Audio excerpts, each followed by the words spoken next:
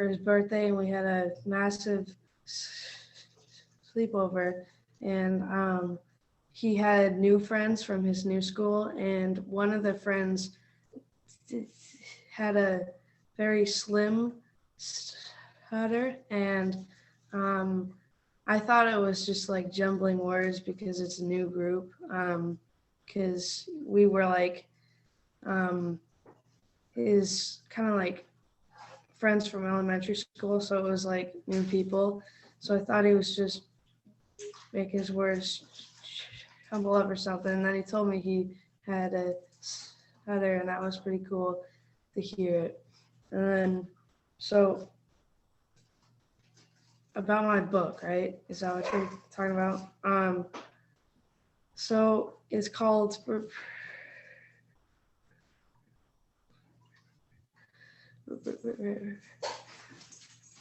Brayden Speaks Up, and it's about me, in my past kind of like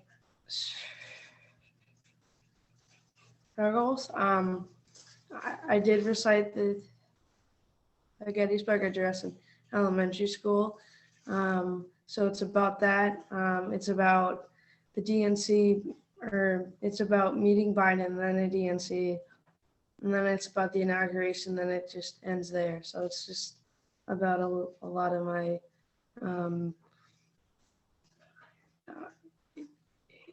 it's about a lot of my opportunities I got to have. So, and then comes out around June, August. Stay tuned. Coming to a local store near you. So what would be, since everybody's really excited to like see you guys, maybe, you know, your public videos and all these other things, people are more familiar. What's something surprising, like something that people don't realize? Like on the one hand, like you said, Brayden, you've had a couple opportunities. Yeah, what's something maybe like, I know for you, for example, it was interesting that when you did the presidential speech at the inauguration, you didn't stutter much. That was interesting to a lot of people and wondering like, what was that about maybe? And Jonathan, you know, for you, like on the one hand, you were all over the Connecticut news and you're still inspiring all these therapists that I show your video to. And at the same time, you know, like, I don't know, what's something that people don't know? Are you working on another video, or do you have second thoughts? Or you think about a sequel? I don't know. Yeah. So whoever wants to give a go, what's something that people don't know that's nothing embarrassing, but something that people wouldn't know yet? Yeah. I would say definitely always making a second video has always been something that I've thought about. Okay, see, let me just try. Should I like move more towards the mic when I speak because you can't hear me? Okay. When you come close, that's awesome. Yeah, that's much better. Okay. Um.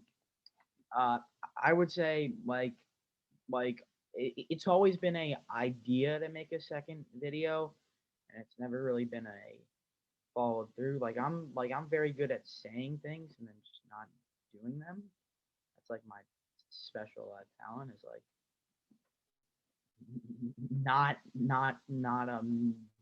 living up to my promises. So My report card always said not living up to potential, not working up to potential. So I totally get it. Does that have anything to do with stuttering, or that's not to do with stuttering? No, it has to do with the lazy person that is Johnny. Listen, don't say that. It's a 4-letter word over here. But you have talked about in your mind about definitely. If you did make a video, what would it be, or what would the storyline? Yeah. So it would definitely be my friends and my parents, kind of talking about what it's like to be a person who lives every day with a person who stutters in their life, and what it is like, and how you should act, not just from a person who stutters, but with a person who deals with a person who stutters every day. And I always thought that perspective would be cool, because I think because because that could resonate with even more people, because more people deal with people who have stutters than people who have stutters, right? Because there's not a majority who have stutters. So I think I I always thought it would be cool to look at it from that lens, and that's definitely maybe in the works, coming to you 2030. We'll see. But Listen, I was just watching something today about the difference between, a work that you're working on perfection versus just working towards publishing. Maybe just go for like a minimal viable product. Just get it out there. But Johnny, that's awesome. Yeah, because 3 million people in America stutter. And right, if you multiply that by the people they live with, so you're saying like, not only can you offer a message for 3 million people, but like, what about the, I don't know, times how many, right? A factor of right, 3x, 4x, 5x yeah. people that interact with them, live with them, whatever. What's one thing you'd like to shed light on? Like, what's one nugget of wisdom from your perspective? Well, I mean, I think that's I think that's kind of like the beauty of it is it's not from my perspective, right? Because I don't know how other people feel. They might feel like, oh, this kid again, he's talking up, oh man.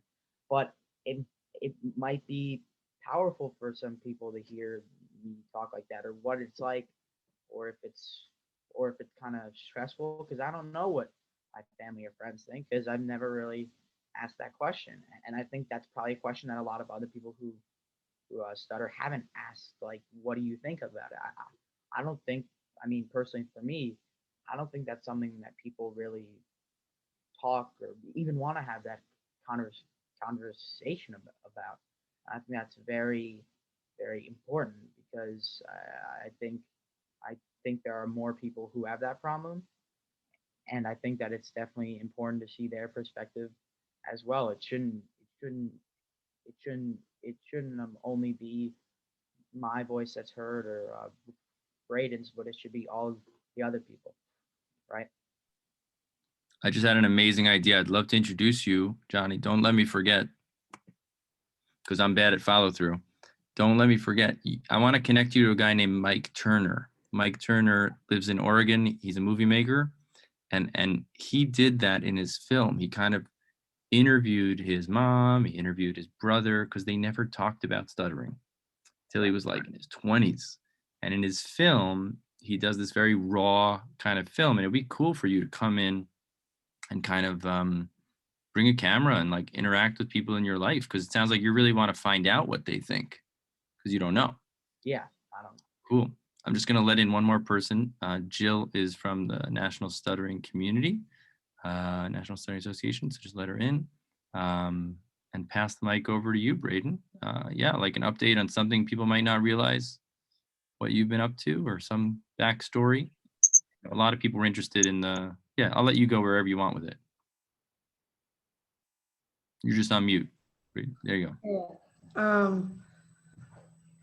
Here's the thing. I had a thought and then it just ran away.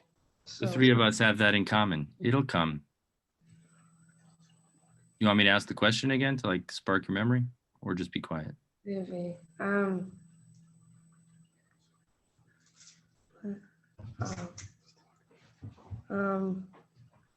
I could talk about the other book. I was curious if you could share, because I thought it was really fascinating, and some people asked me, when you did the talk at the DNC convention, you stuttered quite beautifully. And there was another talk you did, like at the when you did the JFK speech, for example, you didn't stutter much. And I think a lot of people were wondering, like, like, was that strategies? Was that just, that was the weather that day? Like, that just wasn't a stuttery day? Some people have asked me that. I was wondering if you're comfortable to share anything about that, because a lot of people asked and were wondering. Yeah, it's back now. So on Okay, the go. We're gonna say go. on the inauguration thing, or the speech, I went to Boston to go to that place where a green screen building, and we recorded it on the green screen, and they told me to like talk bold kind of stuff, like talk like bold and like on point. Just talk about what you feel in that speech. So I really did that. And then another thing I did, I'm not talking politics like you said. I'm not talking politics. I had a vision in my head about the capital rating. So I had the vision and I kept talking with that, with just like kind of like what happened kind of thing. So I just talked like that, and then I never really had a moment because I was talking bold, I was talking loud, and um, I used like 2 or 3 of my strategies to get through them. So that's what I did for the inauguration speech. So did they tell you to also put on the bow tie, or that was your choice? It was my dad's choice and the other people's choice. I could totally see your dad picking that bow tie out. So you're saying that when you did the speech that day, you were being bold. You felt like they were coaching you to kind of like project, be strong, that kind of thing. And then you had this feeling of the whole, the current events at that time of what had happened at the Capitol with the insurrection. And that was kind of like firing you up in some way. Like you felt like a certain passion, or what was it about that was inside? What were you thinking about that kind of was in your mind?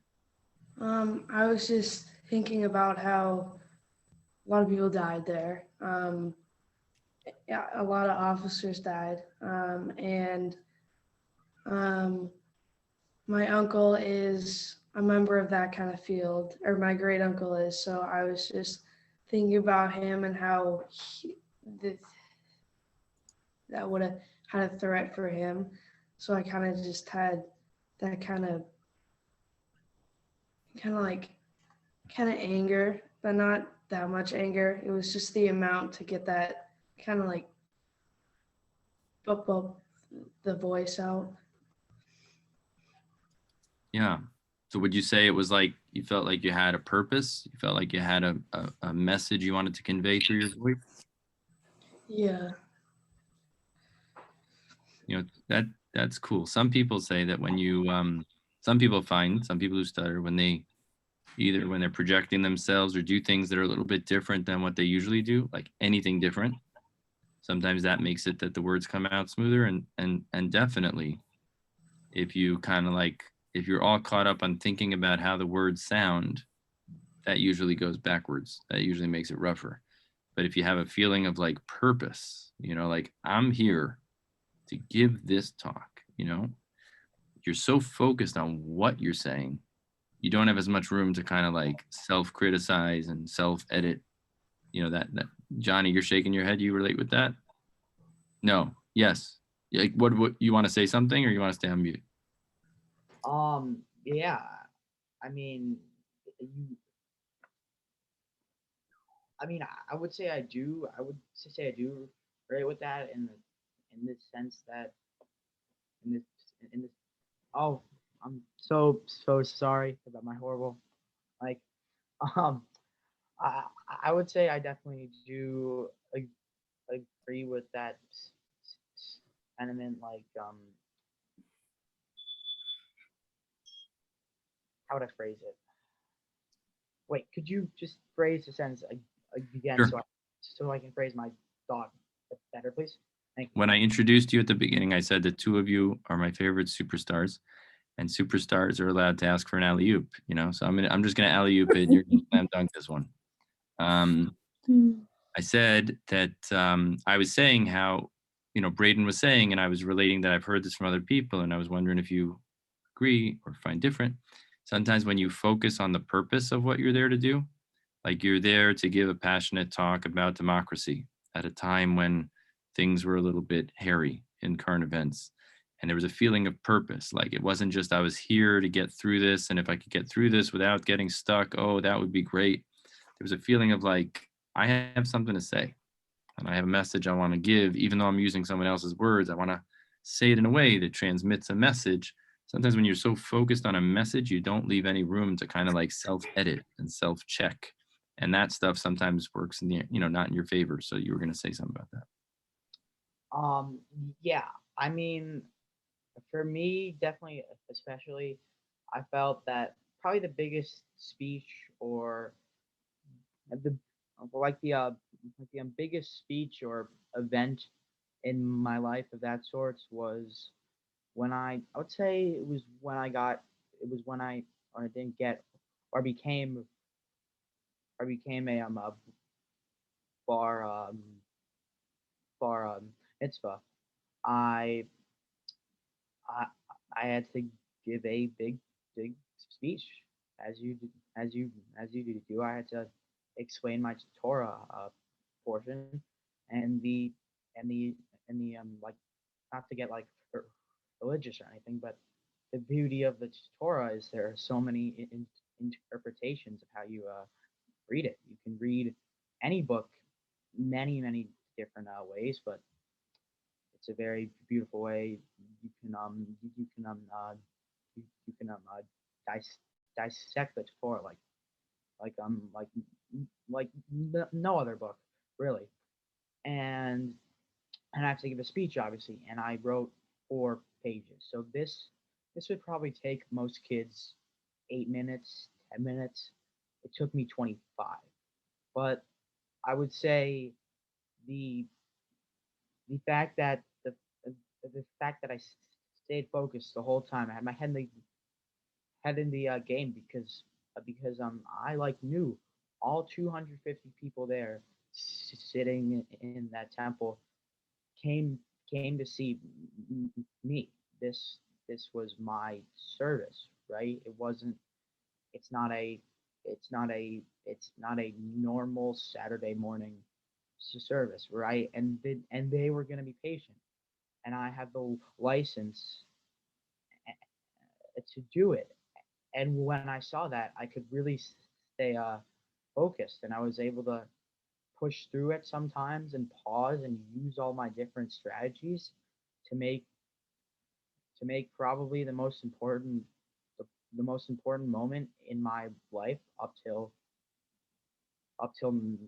now go as well as I would have wanted it to go. And I think definitely having that focus and being very determined allows you that freedom and and that real that real ability to be to be better when you stay focused. Amazing. Comment from Jill, and I've screened everybody that's here, just so y'all know. Only great people are here. I've kicked out anybody that seemed to be you know, bombing in. So both incredible guys. Sharing your stuttering and your strategy is just so great.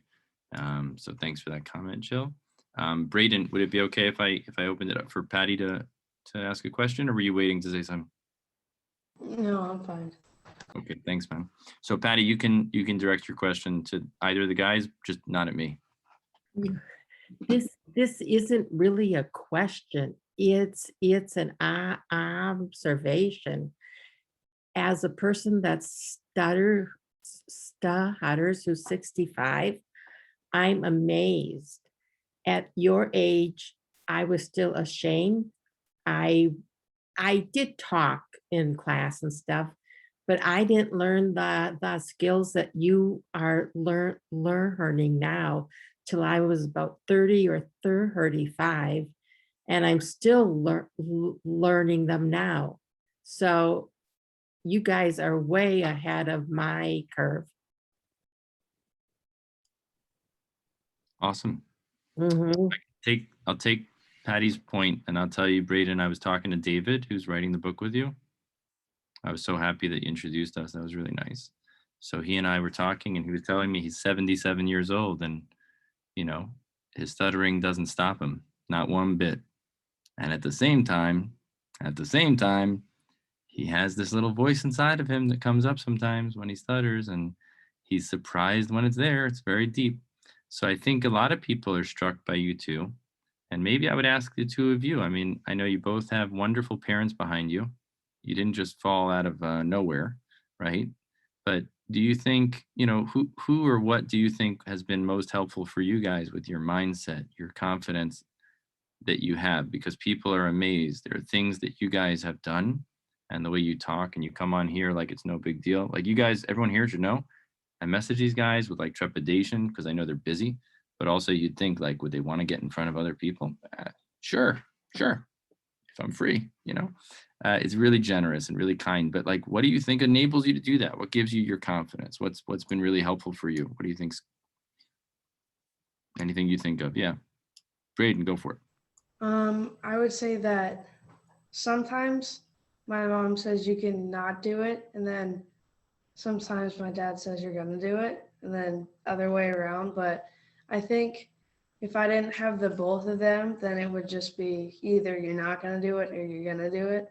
So I think that having my dad drag me around doing like things that take me out of my comfort zone, that really makes me more that excels me more to do this stuff. And with my mom, it's kind of the same, but she also has the kind of caring thing to it too. I'm not saying my dad doesn't care, but my mom, she has that kind of like love and compassion towards like that kind of stuff, where she says like, if you don't want to do it, you can't, you have the choice to not do it, but you might regret your decision. So it's like, if I didn't have my parents, my two parents as like a little force, like a little team, I wouldn't really have the opportunity to do this stuff. So it's like a combination of your mom, it sounds like she'll tell you like, yeah, you don't have to. I mean, you might not feel good about yourself afterwards, but it's up to you. And your dad sometimes kind of puts you a little outside your comfort zone, just a little bit, and you know that it's for your good, but you trust him on it, but he's pushing a little, just a little bit more than you might have. And both of those things are good. I think when you can have two people that are giving you the right balance of those two things, you're very, very fortunate. Some people, think that the best thing, well, I'll let you go, Johnny, and then I'll go ahead. What do you think is the recipe for you, Johnny? I Am would I the only say person that calls you Johnny, or did I make that up? no, it's I would say I would say that my dad doesn't mind people calling me Johnny because all of my friends do, but my mom thinks it's a little bit white trashy, which it isn't. I don't know why.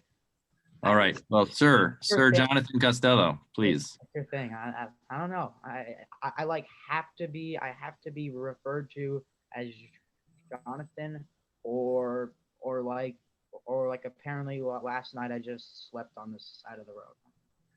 But I think it's a good balance of both parents. The same for me. And I mean, it also helps having a little brother, because he definitely looks up to me, but he likes to get under my skin because he's my brother. So he'll tell me, you can't do it, you're garbage. It's not even with speaking, it's just with everything, because he's a little Back to the Michael Jordan analogy. Back to the Michael Jordan analogy. So being a superstar, like, you don't talk trash to a superstar, just fires him up. So you're saying when your brother gets under your skin. Yeah, I mean, when he kicks me off, it fires me up. Like I would say he's probably my biggest motivator, because he treats me horribly sometimes. Well, not horribly, but So let's not air out the dirty laundry. The point is, sometimes your sibling. The point is that he and his methods of being a little pushing your brother buttons have always helped me propel past everybody else, and I think that's an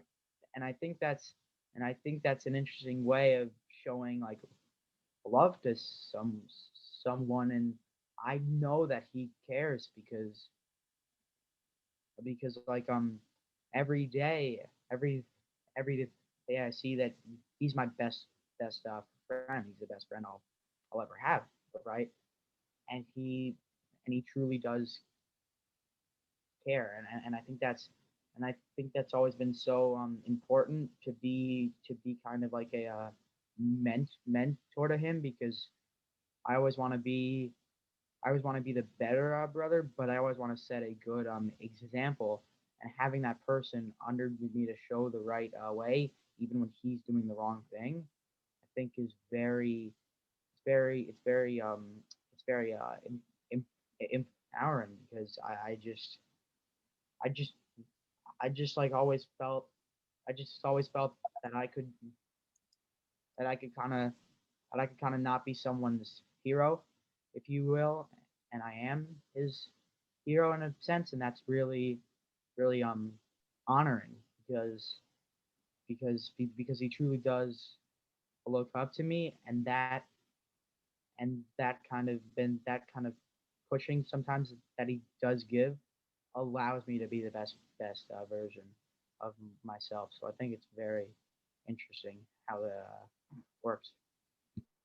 It's kind of cool. And Johnny, I think it ties to what you, Mr. Sir Jonathan Costello, it relates to what you were saying about the second film you want to make about like family members, and based on what Brayden said, like there's no one way, like having for Brayden, having mom and dad having like different styles actually is really helpful. And for you, Jonathan Costello, it's helpful to like, yeah, you can't do that. You can't order for yourself, like things like that that might sound terrible could actually be maybe like the kind of push that fires you up. So it's interesting, I think, also for everybody to think about like there's no right way, and you don't have to play with kid gloves. Like sometimes actually like being normal, the way you would treat any other, teen could be a good idea. Like teens are dealing with all sorts of things, and maybe just having like a healthy, balanced way about it in general. But it's interesting to me, and I think some people are curious. You guys, the two of you, both of you talked about family. And I always think like family is first, right? And like especially this year, we all spent a lot more time with our family than we did in other places where so it reminds us that family have the biggest opportunity, to influence, to impact for the good, or sometimes to be more challenging. Neither of you talked about speech therapy. And I think that's also a question some people have, like, what's been your experience, the best, the worst, like, and I'm sure it's mixed, but maybe if you want to share like one, frustrating, disappointing, and then, yeah, go ahead, Johnny. And then, maybe both sides, like the most frustrating, disappointing, and then the most helpful and good, or. I would say definitely from a very young age, it was always the goal of like my parents to like, Jonathan can't have a stutter. Like we got to fix this, right? So I remember from the time I was about like 4 or 5, like like there was this supposed expert who lived in my building, um, when I lived in the city, and she would come and see me for like better part of a year and a half, and she kind of like preached the method, which isn't a method. I think it's total garbage. That like you have to sing out your words, and that's what's gonna help you. And it only got worse, right? My speaking only got worse. I stopped speaking in a lot of situ, situ, situations. I had a hard time making friends at school because I didn't want to talk to anybody really, and like that was really sad. But when I was about 7 or 8, I met with a very important person in my life, Becca, really changed the way I saw speech therapy and I saw my stutter, and she helped me learn how to pause and learn how to manage my words and manage my frustrations and be patient. And she said one thing that I will always remember about my experience with speech therapy that has has really has really made me think that it's a positive thing for every kid who has a stutter is that is that the work we do lays seeds, and and some type of trees sprout up really really quickly, and some take 20, 30 years to work. And once they start working, they become their full potential. And I think that was always something that I will remember, and that's really that message has changed my life for the better, definitely. You may have seen my lips moving. My son called, so I had to answer the call because that's the most important thing.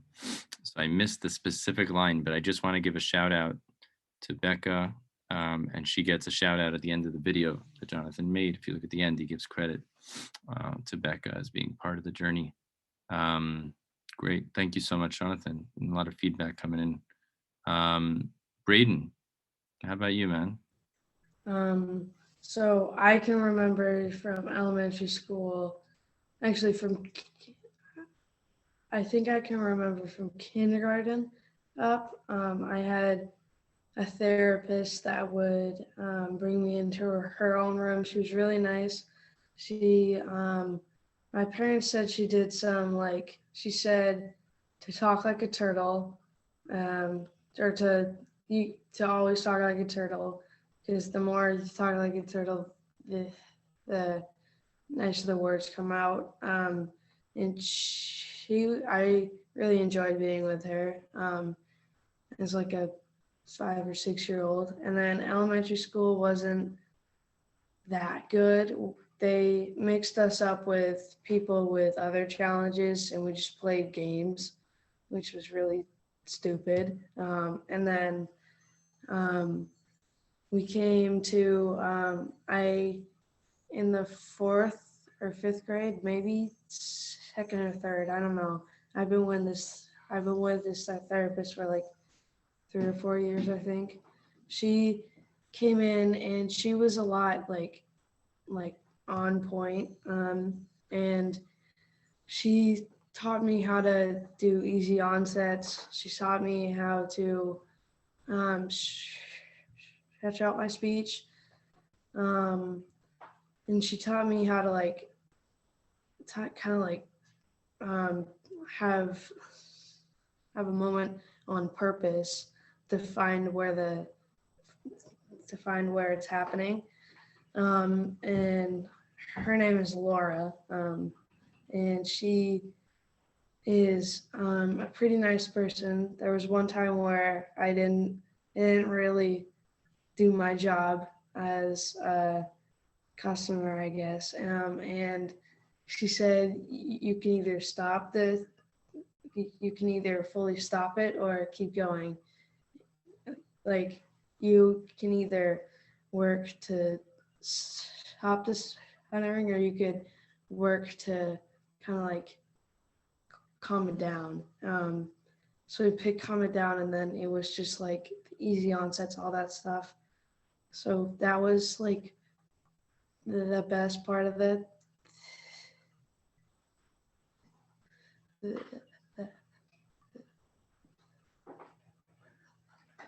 therapy I got. Cool. Do you guys want to ask anything of anyone here? We got some parents and teens.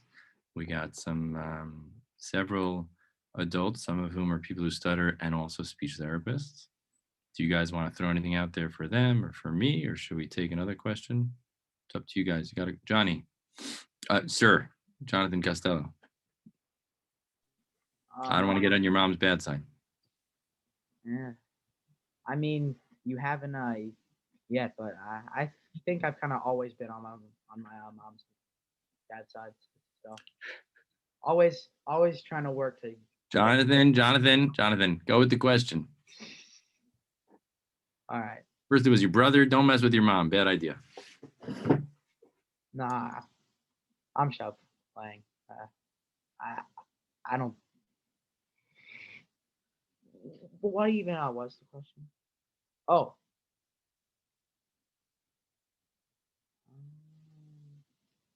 Do you have any questions for anybody else out here? Oh, yes. I just wanted to know, like what kind of techniques all of the therapists here teach, because I don't really I don't I don't I don't really know that much, right? Because I'm not a professional. So I just wanted to know if there was anything anything different from like what I've heard and what has been like a success for other people, if there are any stories like that, or anything else that I haven't heard of. So for your curiosity, you're curious to hear other people, like what strategies they use. And Brayden, do you have a question you want to throw out there? And then maybe we could see who wants to, either for me or for anyone else here. It's nice to turn the table on people, you know? It's up to you. You don't have to, Brayden, you know, you don't have to think too hard. Everybody, I feel like everybody asks you guys questions. It's time for you to be able to also ask questions if you want. If you want. You want to think about it, or should we pass for the minute? I think we should pass for a minute. I don't really have anything. Cool. If something comes up, would someone like to raise a hand and share to answer Jonathan's question in brief? Sure, Amy. You're on mute, Amy. Can you hear me now? Yep. Yeah. Okay, hi, nice to meet all of you guys. The one thing I didn't go into speech therapy really until I was 26 years old. I'm 46 years now, so I have a good 20 years of desensitization, prolongation. But the one thing that from the beginning was a motto I carried, and I still do. And the motto is, I must conquer myself, okay? Because when it comes down to a situation, whether somebody laughs at me or they stare at me strangely, that for me, I took as a test, okay? A test of courage, a test of strength. And I realized it was me and stuttering's hard, believe me, dealing with all the reactions aren't easy. And I still get emotional about them at times too. But at the beginning, I knew I had to drive home, for me, the idea of I have to conquer me. I have to conquer me going into a store and asking a question, ordering food, making a phone call. And the more I did this, I did it every day, because I no longer wanted to live how I was. I still go out of my way to conquer myself and conquer my thinking also, because a lot of times my stuttering thinking is skewed, meaning that I think that people are reacting in a way and they probably aren't. Or they may not be. So before I hit the gas and asked, I wanted to see a manager right now, and believe me, I save those situations for when the relevant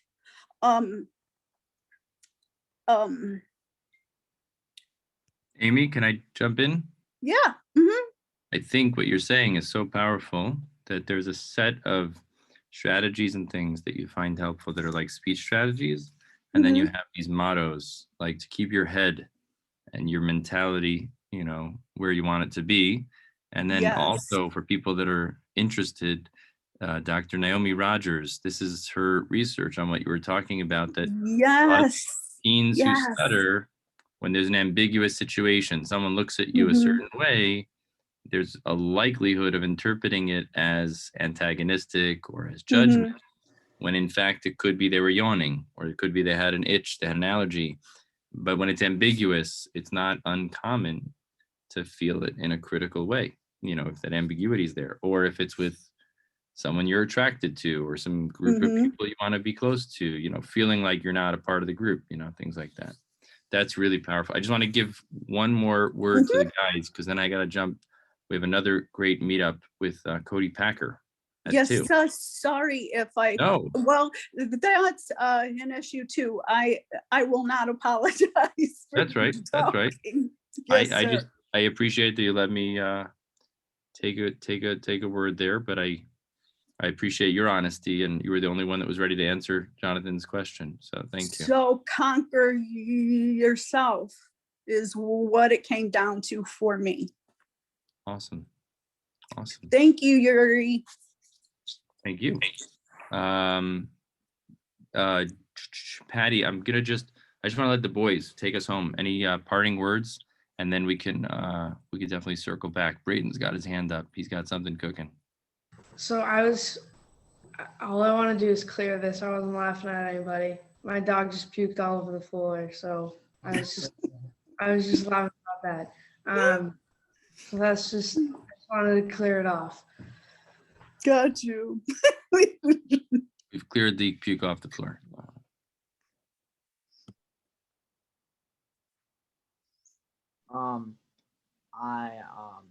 I just want to say thank you for everyone showing up and listening, because I know I just feel honored always to get to do all these things and have these opportunities, and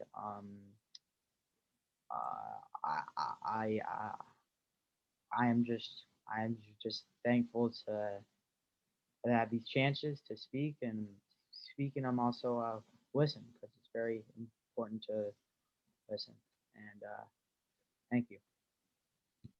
I always love listening to the two of you guys. You're wise beyond your years. And I would just say to everyone here, Brayden, go ahead. Okay. I'd also like to say thank you for inviting me.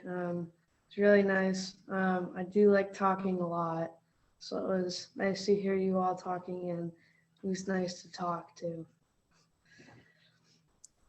Well, thank you so much. Let's do one quick picture, if that's okay. If anyone that wants to be in it can be in it. We'll do 1, 2, 3, a quick pick. And 1, 2, 3. Super. Now, I was just going to say, it's surprising because I think a lot of people are so happy and kind of starstruck to see you guys, Jonathan, Costello, and Brayden Harrington. But to hear how much you guys also get from the opportunity to just share, like it does something for you, and you also enjoy listening to others. I think that all of us should take that with us, that like two of you didn't make these videos and didn't do what you did intending to inspire so many other people. But look what happened, you know? And then there's this reverb of like, you enjoy the conversations that come out of it. So I think all of us should do whatever we feel is our thing to do. We should be authentic and do our thing. And really what Amy said, like, don't let anything stop you. Conquer yourself, meaning conquer your fears of holding back. And then also recognize that when you do that, not only are you better for it, someone's going to notice, and you might inspire somebody. And then the other way around, you know, pay attention to people around you, because you can gain inspiration and lessons for life from everybody. So with that, I'm going to end us and take us home for now, because I got to jump to this other meeting. But it's been a pleasure. And I just want to thank Jonathan Costello and your family, and Brayden Harrington and your family, and all the people who showed up. Thank you so much, and certainly stay in touch. Bye, everybody. Be in touch. Bye-bye.